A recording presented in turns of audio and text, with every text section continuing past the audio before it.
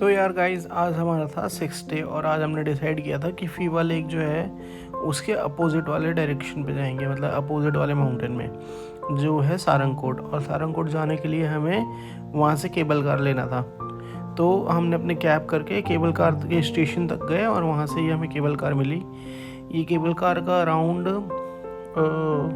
600 के आसपास लगा आना जाना दोनों।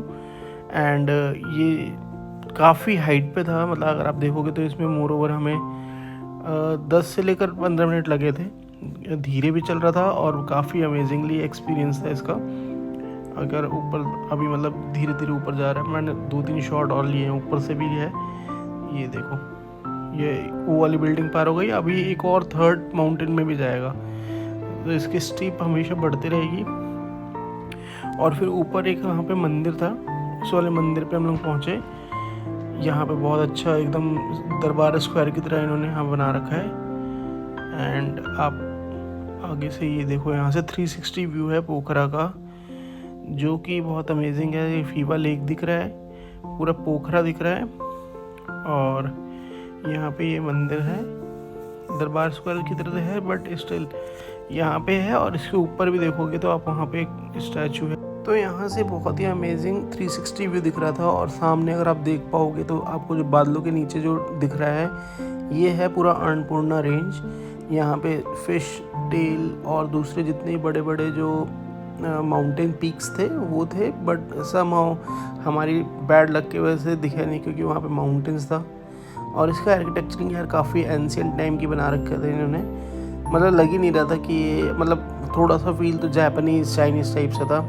फिर हम वहाँ पे एंजॉय करने के बाद हम लोग नीचे आ गए। और नीचे है ही हम लोग वही फीवा लेक, जो हमारे जो रूम के बगल वाला जो लेक था उस पर बोटिंग करने आ गए। और ये काफ़ी ही एक अलग सा फील था। शाम का टाइम हो गया था, ऊपर बादल थे, बट मेरे को डर भी लग रहा था क्योंकि सामने वहाँ पे बारिश का कुछ पता नहीं, कभी भी कुछ भी हो सकता है। ये हमने last end of the day at Pokhara इस वजह से कर लिया क्योंकि इसके बाद हमें जाना था वापस से काठमांडू। और ये हम पहुंच गए अपना काठमांडू पोखरा के एयरपोर्ट। और एयरपोर्ट से डायरेक्ट हमने ले लिया था काठमांडू का एटलीस्ट 18 या 19 मिनट्स का फिर से वापस से एक हमारा फ्लाइट था। और हमने इस बार भी प्रेफर बुद्धा एयरलाइंस ही करा था क्योंकि ये थोड़ा सा रिलीफ देता है इंस्टेड ऑफ ईटी एंड दूसरे सर्विसेज से, तो हमें ट्रस्ट था इस वाले में, तो हमने ये वापस से कर लिया। और इसके बाद ये देखो आप, अमेजिंग, ये देखो सामने आपको फिश टेल दिख रहा होगा। पता नहीं यार, काफ़ी बादल थे बट बहुत ही अमेजिंग। ऊपर जाने के बाद तो बादल कम हो गए थे, बट जो व्यू दिखना चाहिए था माउंटेन रेंज का वो दिख नहीं पाया क्योंकि जो भी बादल थे वो वही माउंटेन के ऊपर ही क्लटर्ड थे। तो आप ये कॉटन कैंडी क्लाउड के मज़े लो, तब तक मैं आपको फिर नेक्स्ट अपना बताता हूँ। अब मैं पहुँच गया था काठमांडू के एयरपोर्ट में। तो हमने ये वाला रूम लिया था यहाँ पे, मतलब बेसिकली यहाँ का सबसे पॉपुलर और अच्छा था होटल वैशाली, अच्छे रेटिंग्स थे इसकी। तो हमने होटल वैशाली में कर लिया था। और सबसे अच्छी बात यह है कि यहाँ पे हमें टेबल फ़ैन मिला था, बट वो टेबल फ़ैन ना वो वहाँ का था, चाइना का। और फिर हम शाम में निकल गए मार्केटिंग के लिए, क्योंकि लास्ट डे था हमारा यहाँ पे, हमें इंडिया भी वापस आना था। तो इस वजह से हम लोग यहाँ से काफ़ी सारा हमने सामान ले लिया। और ये यहाँ का मार्केट प्लेस था। यस, ये काठमांडू का सबसे फेमस मार्केट प्लेस है। और देखो आपको ड्राइड फिश मिल रही है यहाँ पे, पिंक सॉल्ट मिल रहा है, ड्राइड फिश है, काफ़ी सारे स्पाइसेस हैं, हर्ब्स है, जो कि डायरेक्ट माउंटेन से ये। तो मैं जैसे बता रहा था कि हमें इंडिया आना था, तो हमने यहाँ पे फ़्लाइट ले ली थी जो कि सिमरा की थी। तो हम डायरेक्ट वहाँ काठमांडू से सिमरा के लिए उतरे थे।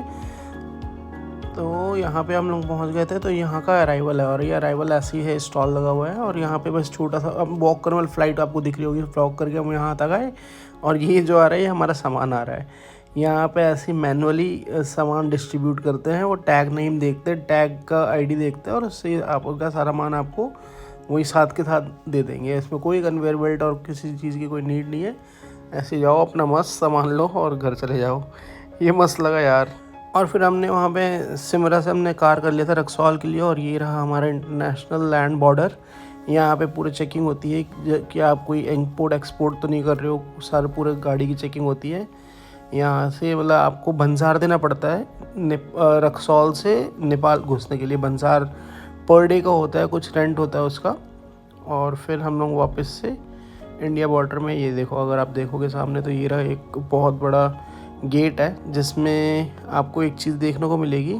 इधर तो नेपाल का पूरा बॉर्डर रोड मतलब एरिया है, वाया रोड, और उस साइड ये नेपाल का है। एंड अपोजिट साइड देखोगे बहुत अच्छा गेट था यार, ये काफ़ी अच्छा लग रहा था देखने में। और यहाँ पे भी चेकिंग होती है। और ये देखो आपको हैंड दिख रहा है इंडिया का और नेपाल का, ये भी एक लैंड बॉर्डर है ये। अब हम लोग इंडिया के एरिया में आ गए। अब हम लोग बस एक रोड रेलवे ट्रैक पार करके हम लोग बस इंडिया के बॉर्डर में आ गए। मतलब बेसिकली अभी इंडिया के बॉर्डर में ही है। अब रक्सौल पहुंच जाएंगे। ये बीरगंज था, बीरगंज होते हुए हम लोग रक्सौल आ गए।